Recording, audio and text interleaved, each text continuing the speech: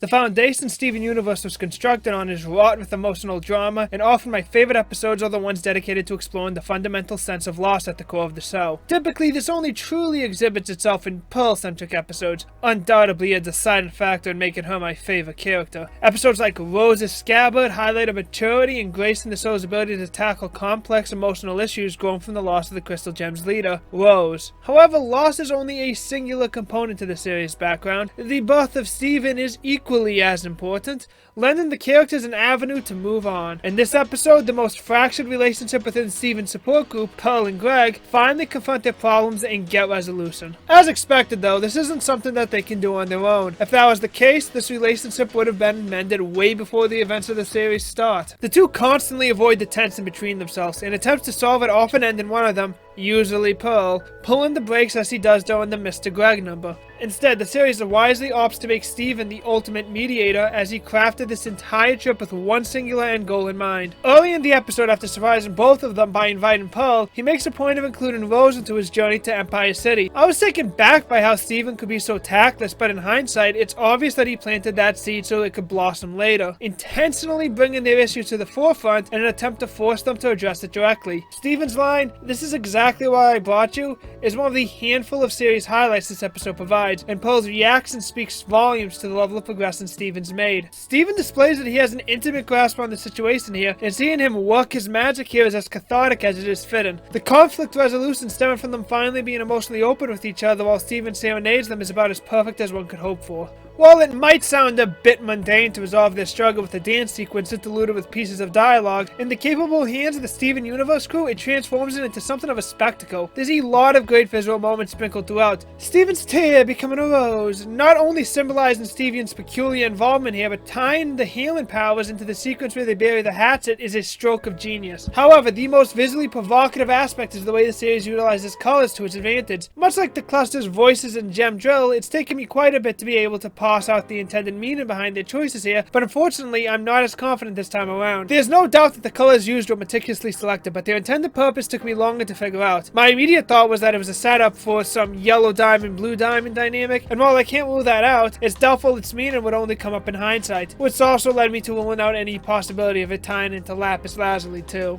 My interpretation of the scene settles on the idea that they're using the RYB primary color set in order to communicate their ideas. It may be a bit of a stretch considering that Steven is more engulfed by different shades of pink than red, but the background tends to be the lightest shade of pink, the variant of the color that most represents Rose. I feel the distinction made there is intentional to highlight the central message of the song. Pearl and Greg's relationship isn't just solved through open dialogue between themselves, but the words Steven sings to them. The mutual love for Steven, feelings which he reciprocates. Yet these words don't just communicate their relationship with Steven for them, but their relationship with Rose as well. Steven's palette matches the background the most because of his intimate ties with Rose. Half of him is Rose after all, and his relationships are filled with similar affections that Rose had, just with altered connotations, from lovers to parental. In this way, the musical number manages to illustrate the three individual factors in the formation of Steven. The backgrounds in Steven's palette represent Rose and the finished product as well, but matching with the RYB set of primary color, we begin to see the full painting. Greg is Steven's father, and if fusion cuisine was any indication, Steven certainly considers Pearl the primary maternal one. Their relationship is essentially fixed by their shared cooperation in raising Steven, Rose's son.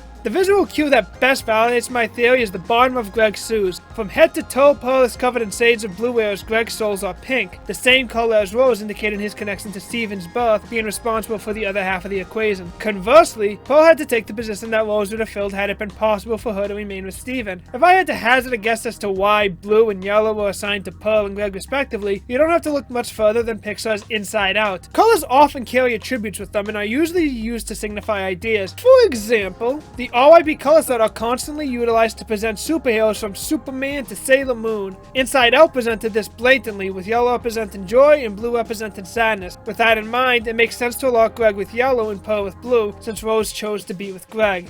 And like Inside Out, this series isn't implementing negative connotations to either side of the emotional spectrum, but instead tackles it with understanding and compassion from both sides. Throughout the entire episode, both Greg and Pearl demonstrate their awareness that the problem doesn't lie with the other. This comes as no surprise with Greg, who often expressed empathy towards Pearl, but Pearl's expression packs a little more punch, possibly because he does it through song, and Dee Dee Magno's Hall's vocal vocals are absolutely exquisite. I've waited a long time for the series to finally give Pearl a solo song, and It's Over, Isn't It? Was well worth the wait. This episode is filled to the brim with great songs, and as much as I love both of you, It's Over, Isn't It? May very well be the best song to come out of Steven Universe to date. Dee Dee's vocals have this refined power to it. Even when the song isn't delivering its most heightened lines, her vocals carry the emotional weight with a finesse that makes it all feel organic. But what stands out about the song to me is the amount of self-blame here. Much like Greg blames their tense relationship on himself, Pearl does too as he laments her inability to move on in heartbreaking fashion. As Steven's saying, they both have a lot in common. Detaching from the analysis for a bit, this whole episode is just impressively constructed on every level. The set pieces throughout the episodes are fantastic, particularly during It's Over, Isn't It? On the balcony with the bright lights of Empire City as the backdrop. As much as I praise Dee Dee, both Zach Callison and Tom Shoplin deserve just as much love for their performances here. The former brings a special brand of kindness to both of you that's nigh impossible to replicate, and the latter's delivery of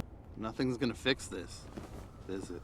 I'm sorry you had to be around me. might be the line read of the episode. I'm not particularly good with describing sound, but if there was any point where I came close to tears, it was at those lines. The sound department as a whole is top notch. The little moments like the quick sound made when Pearl's nose hits the top of the elevator during Mr. Greg number was hilarious. Oh right, this episode is a musical, probably something I should have mentioned sooner. Ever since Giant Woman, the series' grasp on song construction and lyrical sincerity have only gotten better and better. The improvements made over the course of the show are on full display as it provides two of the series' best, and the rest aren't too shabby either. I'm no musical buff, but this would certainly rank among the finest I've ever seen. It hits all the hallmarks of a good musical, progressing from lighter, fun songs to heavier, nuanced tracks, ending with a reprise that manages to recontextualize the earlier songs in a new, meaningful way. The episode as a whole stands out for its mature and heartwarming way of tackling their sensitive relationship. This has been a long time coming, and everyone involved on the production delivered one of the best episodes of the series. I'm honestly uncertain on whether or not this replaces Gem Drill as my favorite episode of Season 3, but the fact that it even comes close speaks volumes to how good this series consistently is. Most series would be lucky to provide just one episode half this good. Steven Universe churns them out on a semi-regular basis with increasing frequency as the series progresses forward. Episodes like Drop Beat Dad, which aren't even bad, are becoming less commonplace compared to masterpieces like Mr. Greg, and it's a beautiful feat to behold.